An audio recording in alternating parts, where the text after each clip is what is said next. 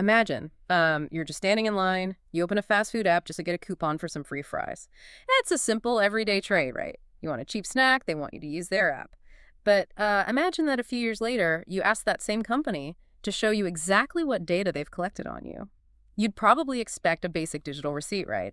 Instead, they hand over a 515-page psychological and behavioral dossier. Yeah, I mean, a 515-page file is basically the length of a thick novel. Only, this story's entirely about you. It's a document detailing not just what you ate, but actually attempting to mathematically define who you are as a consumer. Exactly. And the most chilling detail from this actual, real-life 515-page file is buried deep inside the data. It's this specific field labeled customer attrition likelihood that basically translates to the probability that you will stop being a customer. And next to this label is a glaring number, a 0. Which immediately forces you to wonder what a 0 actually implies in a predictive model. Yeah. I mean, does the algorithm believe you will never, ever leave? Right. Has a fast food app modeled your daily habits so thoroughly that it considers your brand loyalty a mathematical certainty? Okay, let's unpack this. Because the mission for today's deep dive is to explore exactly what happens when an innocent loyalty program transforms into a massive, global, predictive machine. We're looking at a system that doesn't just log your past, but, actively tries to forecast your future. We're basically dissecting the true price of personalized convenience here. By the end of this discussion, we want you to carefully consider what you are really trading away for that quick discount at the drive-thru. All right, so to really understand how deep this data collection goes, we should look at the source of this 515-page dossier. This comes from the experience of a journalist named Reese Rogers, who writes for Wired. He lives in California, which actually matters a lot because of a law called the California Consumer Privacy Act, or CCPA. Yeah, that law gives consumers the legal right to ask companies exactly what personal information has been collected about them. So he just asked for it? He exercised that right, yeah. He went to McDonald's Privacy Center, clicked a button to request his data, and a few days later received this massive document stamped with the golden arches. And the contents of those 515 pages are just incredibly specific. The system didn't just list his past orders. It contained a mathematical forecast of his life for the next 6 weeks. It predicted his total spend down to the penny $29.15. Oh, and it even ranked the menu items that would trigger a purchase. The top recommended item for him was a large Diet Coke. Other highly ranked items included like a spicy wrap, fries, a double cheeseburger, and McNuggets. Which means they aren't just logging what he likes, they're reverse engineering his cravings. Yeah. They know the exact bait to put on the hook, Yeah, absolutely. The algorithm also predicted he would visit McDonald's exactly 2.16 times over the next 6 weeks. Notice the decimal there. Wait, really? 2.16? Yeah, not 2 times. Not 3. 2.16. That level of detail reveals how the model weighs historical habits to calculate future probability. It also estimated his average spend per visit would be exactly $13.49. Okay, but wait, let me push back a little. Isn't this just a glorified digital receipt? I mean, don't all apps track what we buy?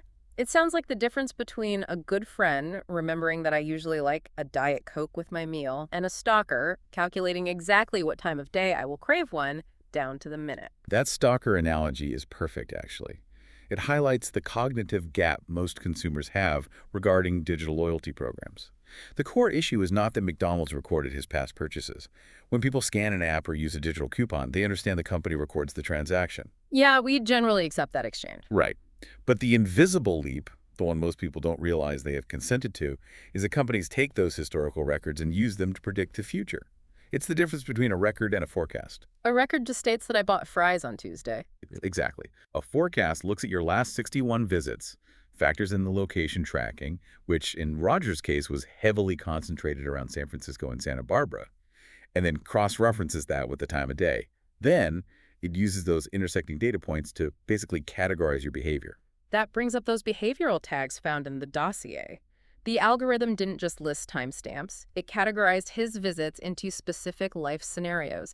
It labeled some visits as an afternoon snack and others as a rushed takeout lunch. And it was sorting him into an internal business category, too, tagging him with a mysterious value code labeled CV2. CV2? What does that even mean? We don't really know, But think about the mechanism required to invent a category like rush takeout lunch in the first place. There has to be a lot of data. Yeah, the AI doesn't just see a burger purchase. It sees a timestamp at 1:15 p.m. on a Tuesday. It sees a GPS ping near a specific highway interchange. It measures the speed between the mobile order being placed and the food being picked up. By fusing all those data points together, the algorithm deduces your context. So you aren't just a customer buying food, you're a busy worker rushing back to the office. Exactly. Okay, so what does this all mean? If building this incredibly complex predictive model requires so much computing power and data fusion, we have to ask why. Why build such an intense predictive profile for just one guy buying lunch in California? To understand why a company would invest in this, you have to scale it up. Let's look at the data from the 2025 McDonald's annual report. By the end of 2025, McDonald's had nearly 210 million active members in their loyalty program. 210 million, that is massive. Yeah, and the company specifically measures 90-day active members across 70 different global markets. So this isn't a small experimental tech project, it's a massive global infrastructure. And their stated goal is to reach 250 million active members by the end of 2027. I'm just doing the math here. 210 million users. If even a fraction of those people are nudged to buy one extra meal a month because of a targeted app notification, we aren't talking about spare change anymore. Not at all. In 2025 alone, system sales coming specifically from these loyalty members hit nearly $37 billion. Oh my gosh, 37 billion. Yeah, that was a 20% jump from the previous year. If we connect this to the bigger picture, you see that McDonald's is no longer just operating physical restaurants.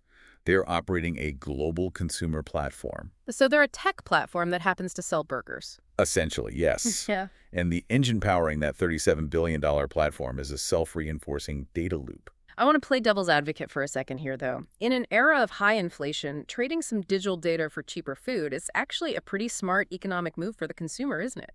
I give them some app data, and in return, I get points, free food, a birthday reward, and, zero friction standing in a busy line. I just scan and walk out. Feels like I'm winning. And consumers absolutely do get real, tangible benefits. That economic relief is the hook.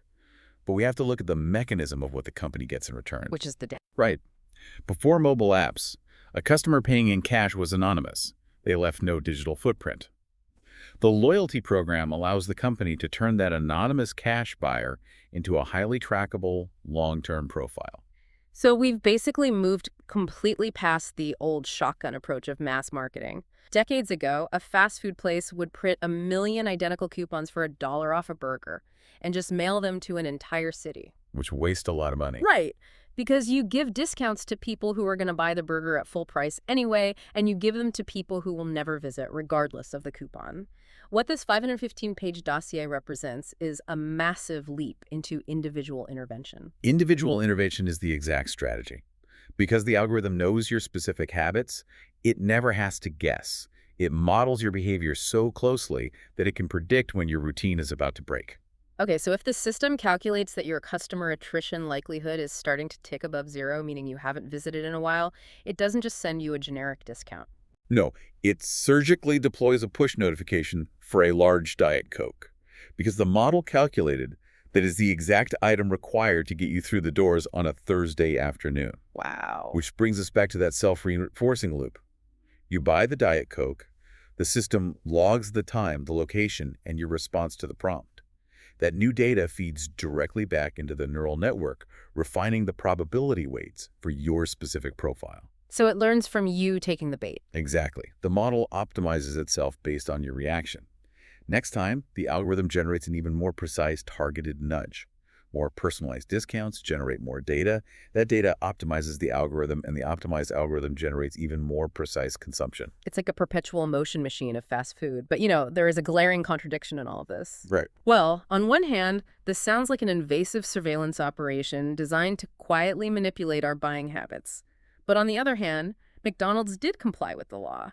When Reese Rogers used the CCPA to ask for his data, they didn't fight him. They just handed over all 515 pages. Does that not prove they are acting transparently? Well, transparency is a very complicated concept when dealing with machine learning. Lori Craner, who's a prominent privacy expert at Carnegie Mellon University, offers a really crucial perspective here. Her argument is that simply handing a consumer a 515-page document full of obscure internal codes does not equal true transparency. Right, because giving someone raw data is useless if they can't read it. Handing you 515 pages of raw behavioral code is like a doctor handing you the raw binary data of an MRI scan instead of simply telling you the diagnosis. That is a great analogy. It is technically your data. They complied with the request. But functionally, it's completely useless to you because you lack the tool set to interpret it. That makes total sense. We look at a code like CV2 and have absolutely no idea what it means. Is it a high-value customer, a low-value customer? And going back to that most striking field, customer attrition likelihood 0, if a company tells you your chance of leaving is 0, but refuses to explain the mathematical formula behind that calculation, you are not actually informed. Right. If you cannot understand the mechanics of the data, the transparency is essentially an illusion. This is why we need to clearly establish the boundaries of what this Wired report actually proves and what remains unknown. It's easy to let the imagination run wild with AI algorithms, so we must inject some necessary uncertainty here. Yeah, for instance, we don't actually know if that 0 means a literal 0% chance of leaving. It might just be an internal categorical bucket for highly active users. And we also do not know the true accuracy of these predictive models.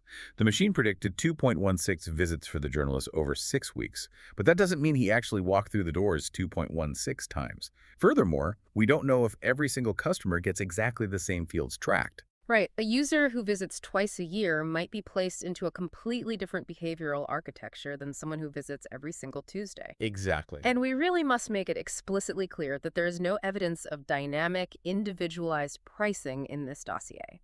There is no proof that the app is secretly charging you $3 for a burger while charging the person next to you $5 based on your attrition likelihood. The algorithm is predicting behavior and tailoring marketing, not secretly changing the underlying menu prices person by person. Right, and McDonald's is actually quite open about their broad technological goals.